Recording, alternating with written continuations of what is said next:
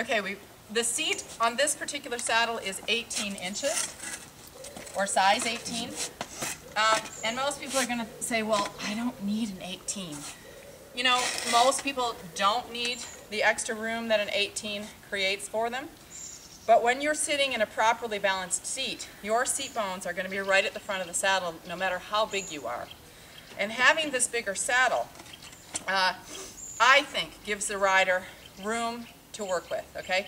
You can push your seat to the back of the saddle if you ever want to. There's very few reasons to ever do that. You can sit near the front. But the way I have this seat and this tree balanced, if you buy this size, specifically this size of saddle, you will always sit with your seat bones as close to the withers of the horse as you possibly can. That also has to do with the construction of the flap. You have not got a knee roll or a thigh block or anything here that is pushing the rider backward on the saddle. I can show you that later, probably better on the horse. This saddle is built on a spring tree. And a spring tree is something that Stübben designed, I don't know how many years ago. Mr. Stübben did tell me, but I've forgotten. A spring tree means that it's got a steel frame. So if you were looking at if you were to imagine to strip all the leather off this saddle, the frame would be in this shape, okay? And that steel frame wants always to be pressing itself into its original shape. But we have webbing attached to this tree that actually pulls the steel a little bit more together. And the webbing, I might be able to include a photograph on my blog to show you this. The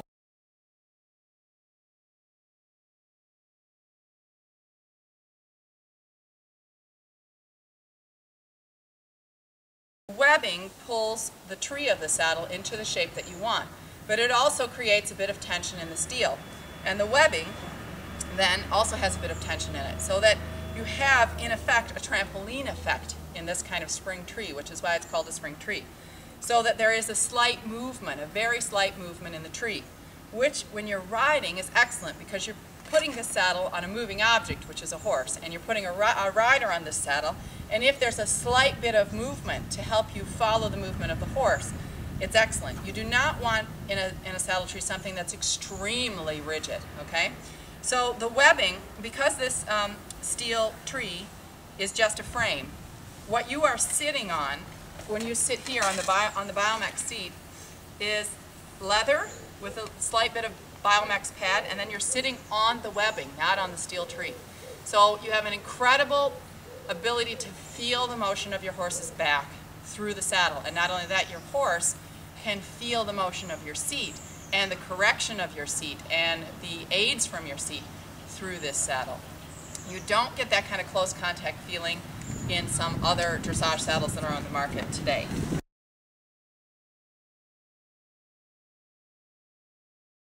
This is a saddle that's already broken in, and you'll notice that I have added a rivet to this overgirth. That's a traditional thing that we've always done in the Schulteis school, because if you can see this little bit of stitching here, that is right underneath the rider's leg, and there is no way that that stitching is going to hold for 25 years. If you put the rivet in, you don't have to worry about it. Even if this stitching eventually rubs off or falls out, then it's not a problem, okay? There's an overgirth on this saddle. Why? Because I use this saddle with a long girth, which I highly recommend. I use a long cord girth with no elastic on it. Even though this tree has a very slight, like, here, you might be able to see it here. You see how I can make it expand and push it a little bit together? Even though this tree has a slight bit of flexibility in it, what you don't want is that when you put the saddle on your horse and girth it up, that the saddle itself actually moves across the horse's back or bounces up and down on the horse's back. That's very bad. And a cord girth will, with short billets, will secure the saddle in the most comfortable way for the horse. Also, the cord girth does not interfere in any way, shape, or form with the horse's movement of the shoulder or the front legs of the horse. So I use a cord girth, always have, always will.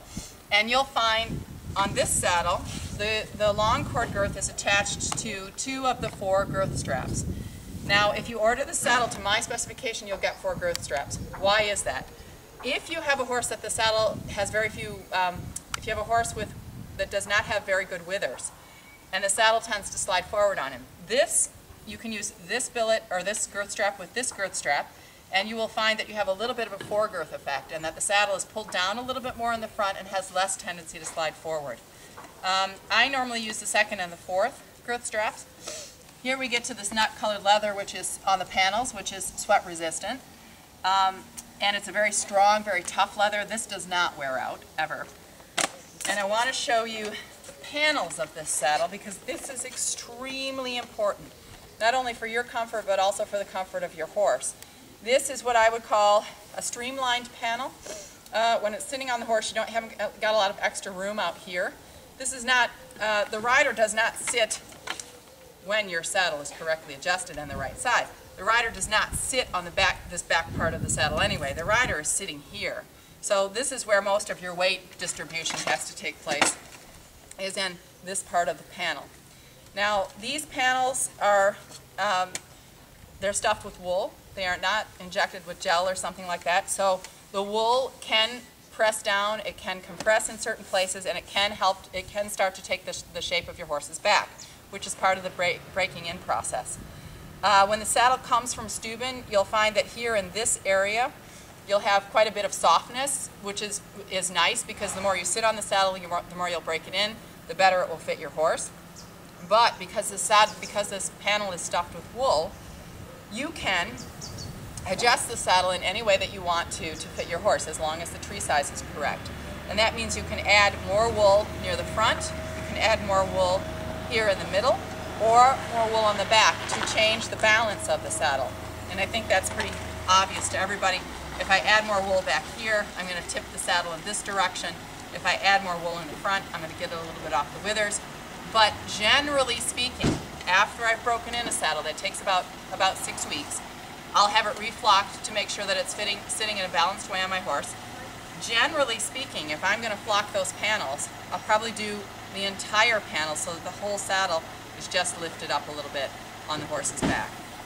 This tree size is a 31, which fits 95% of the horses that I ride. I have had a 32 in the past, in the old Stübben Tristan.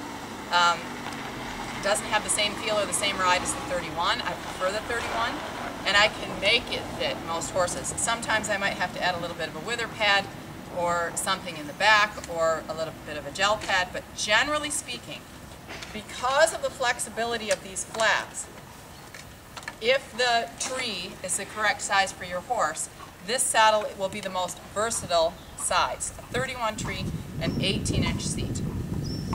The overgirth is there to keep the saddle flaps from flopping, okay? As a Schulteis rider, you learn to ride with Untersitz, or Stiefelhaft, which are two German words for a sticky stuff that you put on the inside of your boots. And that just helps you have a little bit of I wouldn't say grip, because you're not gripping with your leg, but it makes the flap a little less slippery when you put that stuff on your boots.